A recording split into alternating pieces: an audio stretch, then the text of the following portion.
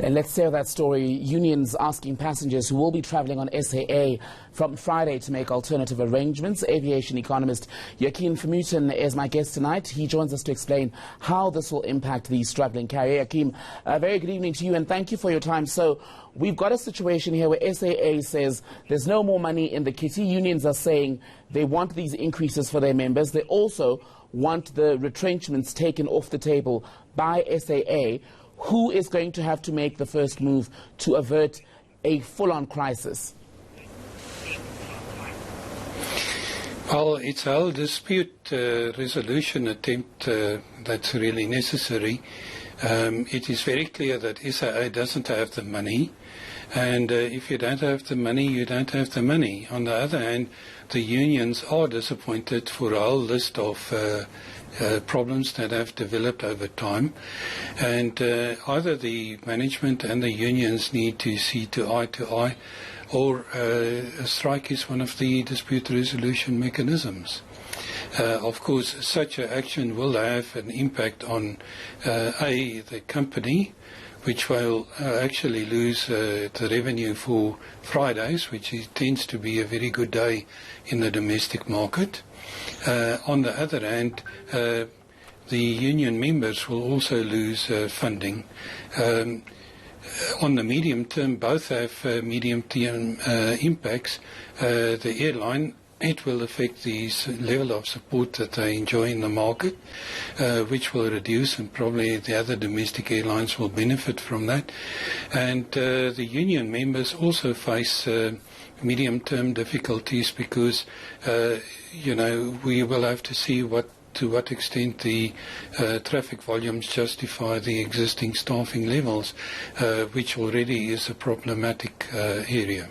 Let me get your thoughts then, Joachim, on the demand for an 8% wage increase by unions from a national carrier that's already looking at possible retrenchments in order to save costs. That surely those two cannot coexist, can they? Yeah, I think 8% is just not possible within the current position of SAA. Let's talk about this 2 billion rand in working capital that SAA needs before November 20th. Would that have to come from the government? Yes, that's the only way that they can muster that in such a short term. So government will have to make available those funds to SAA, otherwise government will be called upon to make the money available in any event. And SAA management, of course, while dealing with all of this strike talk and the retrenchments appearing before the Standing Committee on Public Accounts in Parliament also on Wednesday, they were asked about the possible idea of business rescue for South African Airways. Is that a viable option? Well, I think it was a viable option some time ago, and as time has expired, it's becoming more and more difficult, so it is really a difficult situation that SAA finds itself in. It operates at about 5 to, say, 9 billion loss per annum, and that has to be funded going forward. So if that's not possible, business rescue is a mechanism, but it requires also further funding.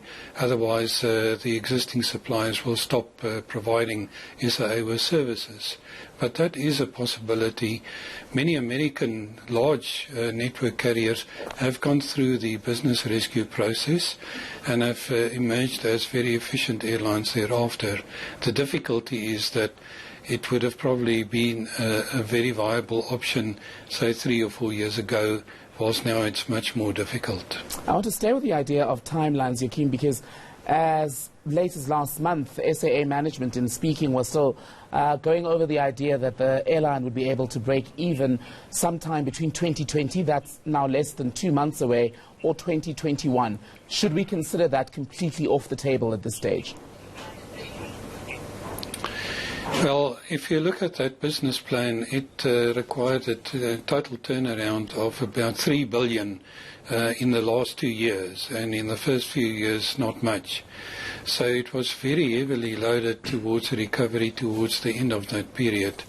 It's well known that they haven't been able to actually implement some of the crucial aspects of their restructuring program. So obviously that implies that looking forward there is going to be a problem.